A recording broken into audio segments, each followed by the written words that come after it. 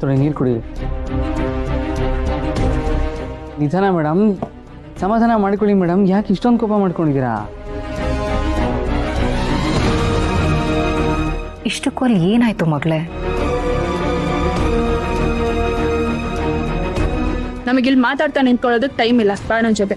ಶ್ರಾವಣಿ, ನನ್ ಮಾತು ಕೇಳು. ನೀನ್ ಇಲ್ಲಿಂದ ಹೊಂಟೋಗ್ಬಿಡು. ಅವಳು ಹೇಳಿದ ಅರ್ಥ ಆಗ್ಲಿಲ್ವಾ ನಿನ್ಗೆ? ಹೋಗ್ತಾ ಇರಿ ಇಲ್ಲಿಂದ. ಬಾ.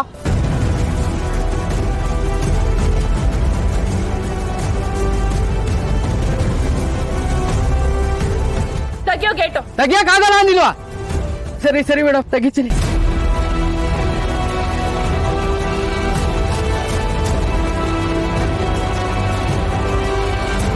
ವಿಜಯಾಂಬಿಕಾ, ನೋಡಿದ್ಯಾ ವಿಜಯಾಂಬಿಕಾ, ನಿನ್ ಧೈರ್ಯ, ನಿನ್ ಶಕ್ತಿ. ಈ ಮಾತ್ಗೆಲ್ಲ ಹೆದರೋಳಲ್ಲ ವಿಜಯಾಂಬಿಕಾ. ನಾನು ಏನು ಬೇಕಾದ್ರೂ ಮಾಡ್ಬೋದು ಅನ್ನೋದಕ್ಕೆ ನಿಮ್ಮ ಅಪ್ಪ ಅಮ್ಮನ ಮನೆಯಿಂದ ಆಚೆ ಹಾಕದ್ನಲ್ಲ, ಅದೇ ಸಾಕ್ಷಿ. ಎಂತ ಪಾಪಿ ಅವಳು. ಅವಳು ಈ ಜನ್ಮದಲ್ಲಿ ಬದಲಾಗೋದಿಲ್ಲ. ಅಂಥವ್ರೆಲ್ಲ ಬದಲಾಗ್ತಾರೆ ಅಂತ ಅನ್ಕೊಳ್ಳಬಾರ್ದಪ್ಪ. ಅಂಥವ್ರೆಲ್ಲ ಸುಟ್ಟು ಬೂದಿ ಆಗ್ಬೇಕು. ಬದಲಾಯಿಸೋದಕ್ಕೆ ಪ್ರಯತ್ನ ಪಡಬಾರ್ದು.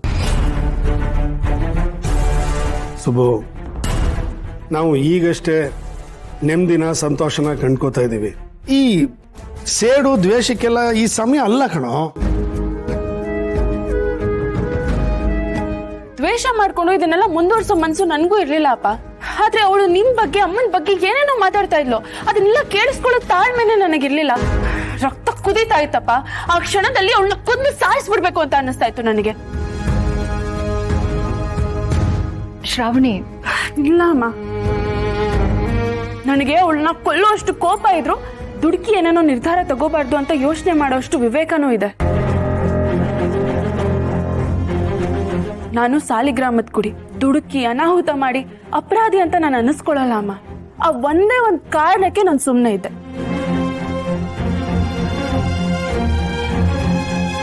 ನೀನ್ ಯಾಕಮ್ಮ ಅಲ್ಲಿ ಹೋಗಿದ್ದೆ? ಆ ವಿಜಯಾಂಬಿಕಾನ ಮತ್ತೆ ಎದುರಾಕೊಂಡಿದ್ಯಾ? ಅವಳನ್ನ ಎದುರಾಕೊಳ್ಳೋದು ಒಂದೇ, ಕೊಚ್ಚೆ ಮೇಲೆ ಕಲ್ಲೊಡೆಯೋದು ಒಂದೇ.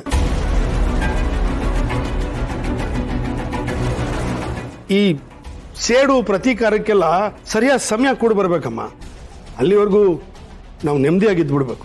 ನಾವೇನೋ ಇದ್ಬಿಡ್ತೀವಪ್ಪ, ಆದ್ರೆ ಸಾವಿತ್ರಿ ಅಲ್ಲಿದ್ದಾಳೆ, ಅವಳ ಗತಿ ಏನು?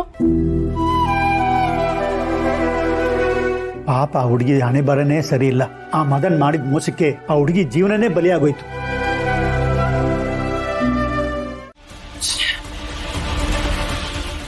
ಶ್ರಾವಣಿಗೆ ಎಷ್ಟು ಧೈರ್ಯ ಇದ್ರೆ ಅವಳು ನನ್ನ ಎದುರುಗಡೆ ಬಂದು ನಿಂತ್ಕೋತಾಳೆ, ಅದು ನನ್ನ ಮನೇಲಿ. ಅಲ್ಲ, ಅವಳು ನನ್ನ ಎದುರುಗಡೆ ಬಂದು ನನ್ನ ಫೋಟೋಗೆ ಕಲ್ಲು ಹೊಡೆದು ನನಗೆ ಗನ್ ತೋರ್ಸಿ ಹೋಗ್ತಾಳೆ.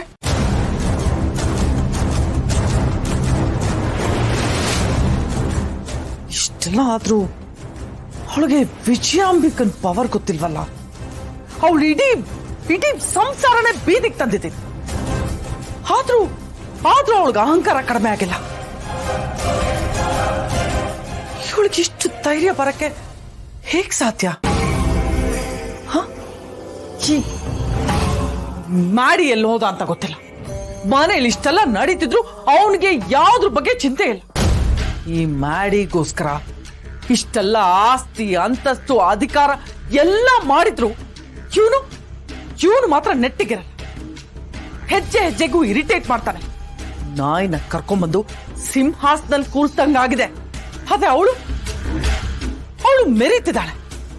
ಇಂಥ ಮಗಳಿರೋದಕ್ಕೆ ಆ ವೀರು ಹೆಮ್ಮೆಯಿಂದ ಇರೋದು.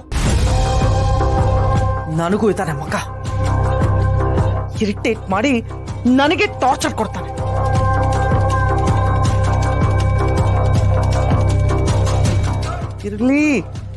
ಇರ್ಲಿ, ನಾನೇನೇ ಮಾಡಿದ್ರು ಎಲ್ಲ ನನ್ನ ಮಗನಿಗೋಸ್ಕರ ತಾನೇ ಮಾಡ್ತಿರೋದು. ನನಗೀಗ ಈ ಆಸ್ತಿ ಅಂತಸ್ತು ಎಲ್ಲ ಸಂಪಾದನೆ ಮಾಡೋದಕ್ಕಿಂತ ಆ ಶ್ರಾವಣಿ ಅಹಂಕಾರ ಮುರಿಬೇಕು. ಅದೇ ನನಗೆ ಬೇಕಾಗಿರೋದು. ಬಿಡಲ್ಲ, ಅವಳನ್ನು ಸುಮ್ಮನೆ ಬಿಡಲ್ಲ. ನನ್ನ ಫೋಟೋಗೆ ಕಲ್ಲು ಹೊಡೆದಿರೋಳಿಗೆ ನಾನು ಸರಿಯಾಗಿ ಉತ್ತರ ಕೊಡ್ಲೇಬೇಕು. ಅಪ್ಪ ಅಮ್ಮನ ಪ್ರೀತಿನೇ ಸಿಗದೆ ಬೆಳೆದಿರೋಳು. ಆದ್ರೆ ಈಗ ಅವ್ರ ಪ್ರೀತಿ ಸಿಕ್ಕಿದ ತಕ್ಷಣ ಇವಳಿಗೆ ಅಹಂಕಾರ ಆಗೋಗ್ತೆ. ಅವ್ರ ಮೂಲಕನೇ ಅವಳಿಗೆ ನೋವು ಕೊಡ್ಬೇಕು. ನನ್ನ ಎದುರಿಗೆ ಬೀಸಿರೋ ಕಲ್ಲು ಅವ್ರಪ್ಪನಿಗೆ ವಾಪಸ್ ಬೀಳೋ ತರ ನಾನು ಮಾಡ್ಬೇಕು. ಮಾಡ್ತೀನಿ, ಮಾಡೇ ಮಾಡ್ತೀನಿ.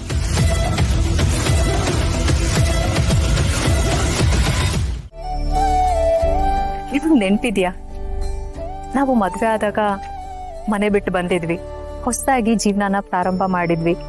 ಆಗ ಎಲ್ಲ ಕೆಲ್ಸನೂ ಇಬ್ರು ಸೇರಿ ಮಾಡ್ತಿದ್ವಿ. ಹೌದಲ್ವಾ?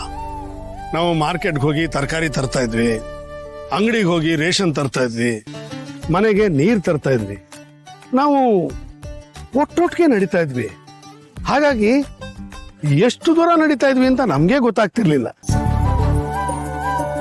ನಾನು ವೃತ್ತಿನಲ್ಲೇ ಇದ್ದಿದ್ರೆ ನೀನ್ ನನಗೆ ಸಿಕ್ತಿದ್ಯೋ ಇಲ್ಲೋ ಗೊತ್ತಿಲ್ಲ. ಅಕಸ್ಮಾತ್ ಸಿಕ್ಕಿದ್ರು ಕೂಡ ನಾನು ಊರೂರು ಅಲಿತಾ ಇದ್ದೆ, ನೀನು ಮನೆಯಲ್ಲೇ ಕೂತ್ಕೊಂಡು ಕಾಯ್ಬೇಕಾಗಿರ್ತಿತ್ತು.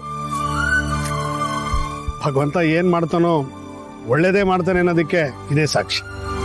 ಭೂಮಿ ಅಂದ್ಮೇಲೆ ಮಳೆನೂ ಬೇಕು, ಬಿಸಿಲು ಬೇಕು. ಜೀವನ ಆದ್ಮೇಲೆ ಕಷ್ಟನೂ ಇರ್ಬೇಕು, ಸುಖನೂ ಇರ್ಬೇಕು. ಕಷ್ಟನ ಸುಖನ ಸಮನಾಗಿ ಸ್ವೀಕರಿಸೋನು ಗಟ್ಟಿ ಮನುಷ್ಯನಾಗ್ತಾನೆ. ನಮ್ಮ ಮೇಲೆ ಹೂವೇ ಬೀಳಲಿ, ಕಲ್ಲೇ ಬೀಳಲಿ, ನಾವು ಎದುರಿಸ್ಬೇಕು.